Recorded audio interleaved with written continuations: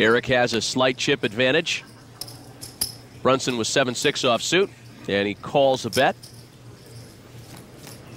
Eric chooses not to raise with his suited connectors, 8-7 of clubs. Flop comes out king 6-7. So 2 pair for Todd Brunson on the flop. 1 pair for Eric Lindgren, who leads out in bets.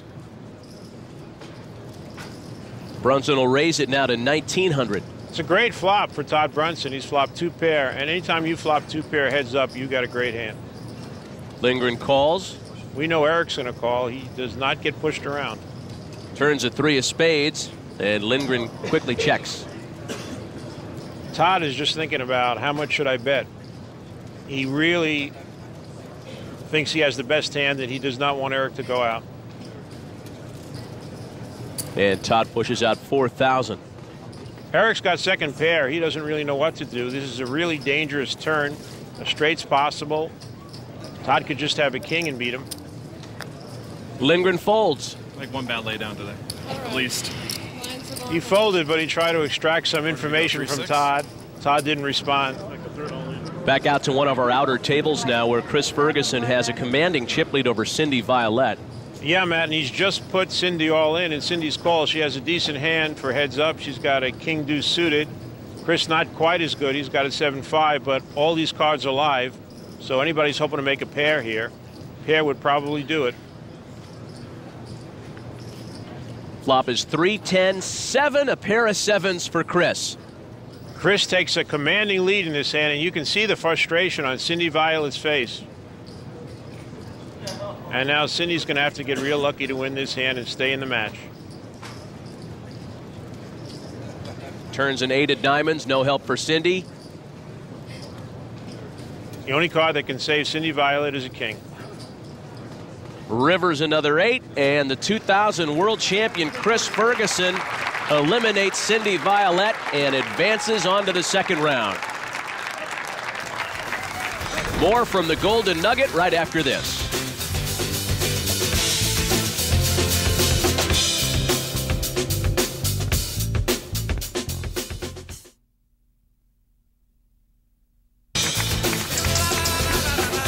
Players advancing from the spades bracket all across our outer tables. Hassan Habib got past Phil Gordon. Sammy Farha with his trademark smooth play eliminated Farhad Friedman. And Mimi Tran is the first female player to make the round of 32. She eliminated renowned poker author Tom McAvoy. And get some congratulations from Barry Greenstein, who has also advanced. We take you back to Gus Hansen and Curtis Bibb, where Gus has increased his chip advantage still. And he's moved all in on Curtis Bibb. And Curtis has called. I need the low stuff. I need the big stuff. Curtis saying he needs the big stuff. Gus saying I need the low stuff. So that makes Curtis something of a favorite in this hand. And his ace-queen up against Gus's 8-4. Everybody's laughing, Matt, because Gus plays a lot of hands like this. This is not an uncommon event for Gus to play 8-4 offsuit. Flop all diamonds, 9-queen-5. Great flop for Gus. He can win with a diamond. Deuce of diamonds on the turn. That is the perfect diamond because Gus has the 4 diamonds. He's made a flush, and there is no card that can help Curtis. The river's a 10 of diamonds with the flush on the board. Gus Hansen, however, with the higher flush, wins the hand, wins the match, and eliminates Curtis Bibb. So one of the favorites, Gus Hansen, moves on with Lady Luck really taking care of him. Lindsay Czarniak's with him now. Gus, congratulations. It seems you keep winning in the same style. Tell me about that last hand. Well, I had my usual hand, 8-4 offsuit, which is, I play a lot of junk hands, and he had a legitimate hand, ace-queen, and he called my all-in raise, and I got lucky making a flush. So, but it definitely keeps my, it fits my image pretty well. I usually tend to win the last hand with a really bad hand, so it turned out the same way this time. Does it help you that you were voted by People magazine as one of the most beautiful men in the world? I think it was the sexiest issue, but I don't think it helps me at the poker table. Matt, I just missed that list of the 50 sexiest men. Last year was 57, the year before 58. Back out to Eric Lindgren and Todd Brunson. Lindgren has a slight chip advantage here. And with an offsuit ace-queen, he'll raise to 1,200. Todd Brunson with suited queen jack. He calls. Both of these guys have quality hands. Flop is 8-3 queen. Both players pair their queens, but Eric still holds that ace, the higher kicker. Todd checked, and Lindgren bets 1,200 again. I think at this point, Todd thinks he has the best hand. It's interesting. He's just going to call here. Turns a 10 of diamonds. Todd checks again. And this time, Lindgren bets 2,500. Now, Todd has top pair, but he's also picked up an inside straight draw. He would make a straight with a 9. This is a powerful hand. He still might think he's got the best hand with top pair, a pair of queens. Come on, Lynn. Brunson moves all in. I was worried about that quick check. Eric really doesn't know where he stands now. He's not sure if he has the best hand or not. A lot of hands I can beat, though. Pretty ugly if I lose. Eric trying to get some kind of read from Todd.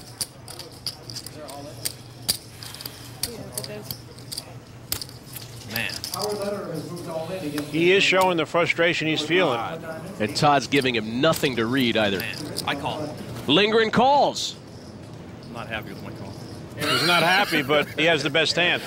Eric is in a commanding position here. Todd's going to need a jack or a 9 or he's going to be eliminated. 7 of hearts on the river, and Eric Lindgren advances with the queens and ace kicker. And it's a bad day for poker's first family, as first Doyle, now Todd Brunson, are both headed home. Eric Lindgren's call is our All-In Magazine play of the day. What happened in this hand was Eric's first instinct was to call, then he started to doubt himself. He thought maybe Todd drew out on him. But he went back to his first instinct, he called, and he won the hand, and he won the match. Let's go to Lindsay. Eric Lindgren, he raised you all in on the turn card. What were you thinking?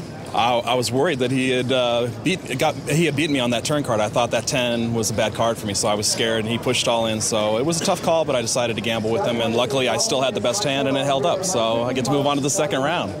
This is as much fun as you could have. This is a blast. It's one-on-one. There's no other factors, just you and the other guy. So, Gabe, the first round of the Spades bracket is complete. A lot of interesting matchups in the second round. None more interesting than Gus Hansen and his unorthodox style against Chris Ferguson. And in the clubs brackets, big names advancing. Barry Greenstein and TJ Cloutier. First round winners today included Chris Moneymaker, Mimi Tran, Chris Jesus Ferguson, Billy Baxter, Gus Hansen, Eric Lindgren, Sammy Farha, Hassan Habib, and Amir Vahidi. Next week, the Heart and Diamond brackets, including Evelyn Ng, James Woods, Johnny Chan, Annie Duke, Phil Ivey, and Greg Raymer. We'll see you next time on the National Heads Up Poker Championship.